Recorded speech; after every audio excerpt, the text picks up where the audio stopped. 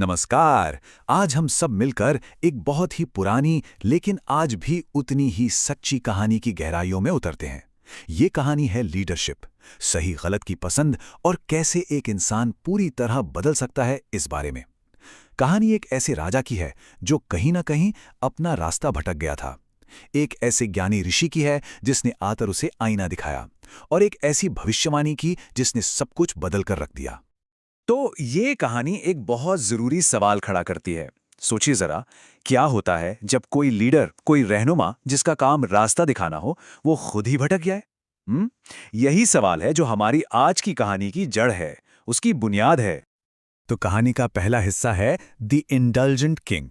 मतलब एक ऐसा राजा जो बस ऐशो आराम में डूबा हुआ था। उसकी जिंदगी बस मजे के लिए थी और उसका राजपाट वो पूरी तरह से नजरअंदाज हो चुका था। तो चलिए मिलते हैं इस राजा से जिसके लिए अपनी खुशी अपने फर्ज से कहीं कहीं ज्यादा बड़ी थी, और इसका खामियाजा भुगत रहा था उसका पूरा राज्य। ये थे कौशाम्बी के राजा उदयन।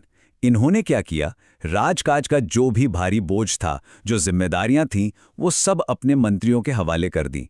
उन्होंने ताज के बोझ को नहीं बल्कि अपनी निजी खुशियों को चुना, और यही वो फैसला था जो उन्हें एक बहुत ही खतरनाक रास्ते पर ले जा रहा था।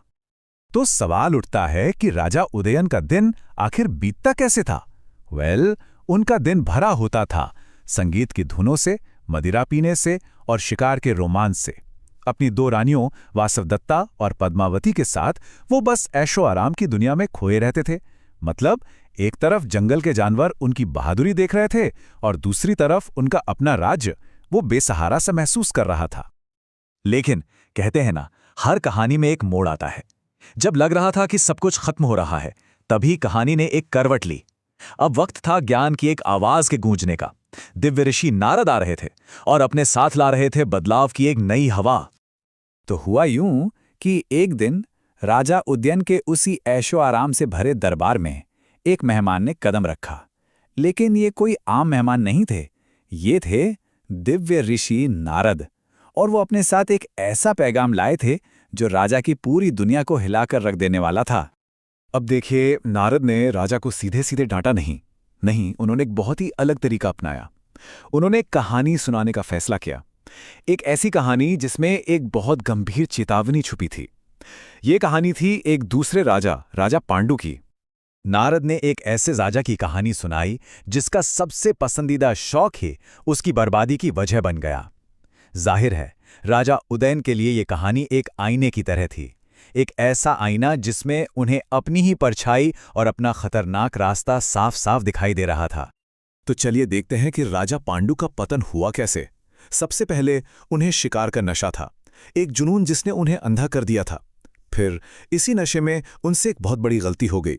उन्होंने अनजाने में एक ऋषि की हत्या कर दी, और मरते मरते उस ऋषि ने उन्हें एक भयानक श्राप दे दिया।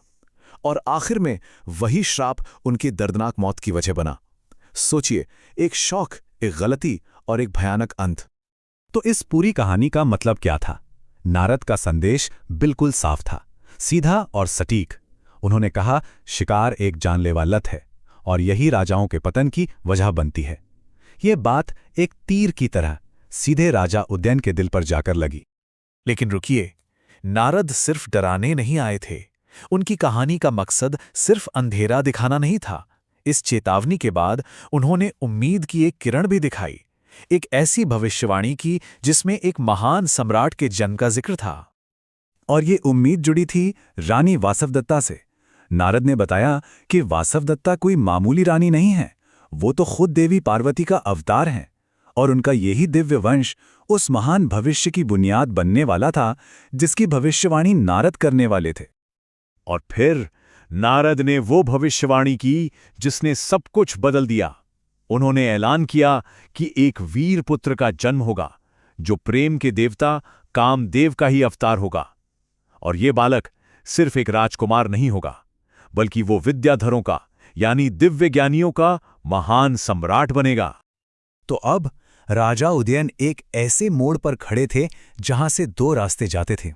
एक रास्ता था चेतावनी का, अंधेरा रास्ता जो शिकार, लत और बर्बादी की तरफ जाता था, और दूसरा रास्ता था भविष्यवाणी का, एक रोशन रास्ता जो उनके बेटे के जरिए उन्हें एक शानदार भविष्य की ओर ले जाता था। एक तरफ था पांडु जैसा अंत, दूसरी तरफ एक महान सम्राट का पिता बनने का गौरव। फैसला अब राजा उदयन को करना था और दांव पर लगा था उनका पूरा राज्य, उनकी पूरी विरासत। और राजा ने अपना फैसला कर लिया। अब हम कहानी के आखिरी हिस्से पर आते हैं, राजा की जागृति, एक लीडर का बदलना, उसका ट्रांसफॉर्मेशन। नारद के शब्दों का राजा पर बहुत गहरा असर हुआ। उन्होंने फौरन 3 बड़े काम किए। सबसे पहले उन्होंने कसम खाई कि वो शिकार जैसी अपनी सारी बुरी आदतें छोड़ देंगे। दूसरा, उन्होंने ऋषि नारद का शुक्रिया अदा करने के लिए अपना पूरा राजपाट ही उन्हें दान कर दिया। और तीसरा, उन्होंने उम्मीद के साथ भविष्य की तरफ देखा और अपने उस बेटे के आने की तैयारियां शुरू कर दीं जिसके बारे में भविष्यवाणी की गई थी। लेकिन नारद को सत्ता का कोई लालच नहीं था। उनका काम तो हो चुका था, राजा पूरी तरह बदल चुका था। तो उन्होंने भी फौरन वो राज्य उस बदले हुए राजा को वापस लौटा दिया। ये बात हमें सिखाती है कि सच्चा ज्ञान ताकत चाहता नहीं है, बल्कि सही लोगों को ताकतवर बनने के लिए प्रेरित करता है। और बस ये प्राचीन कहानी हमें एक ऐसे सवाल के साथ छोड़ जाती है जो हमेशा नया लगता है। एक अच्छे लीडर होने का और खुद पर काबू रखने का, यानी सेल्फ कंट्रोल का आखिर क्या रिश्ता है? क्या दूसरों को राह दिखाने से पहले खुद को सही रास्ते पर लाना जरूरी नहीं है? ये एक ऐसा सवाल है जो सदियों पहले भी उतना ही जरूरी था और आज भी है।